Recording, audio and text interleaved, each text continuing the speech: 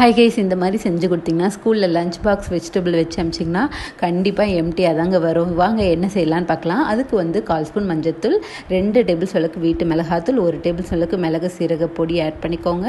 1 table ஸ்பூனுக்கு ரவை, 1 table ஸ்பூனுக்கு கடலை மாவு, 1 டேபிள் ஸ்பூனுக்கு கார்ன்ஃப்ளவர் மாவு, தேவையான அளவுக்கு சால்ட், இது எல்லாத்தையும் போட்டு நல்லா மிக்ஸ் பண்ணி ஒரு பிளேட்டில் கொட்டிக்கோங்க அந்த பவுடரை. நான் வாழைக்காவை தோலை சீவிட்டு 2 நீட்டாக கட் பண்ணியிருக்கேன். இன்றைக்கி நம்ம பார்க்க போகிறது வாழைக்காய் ஃப்ரை தாங்க.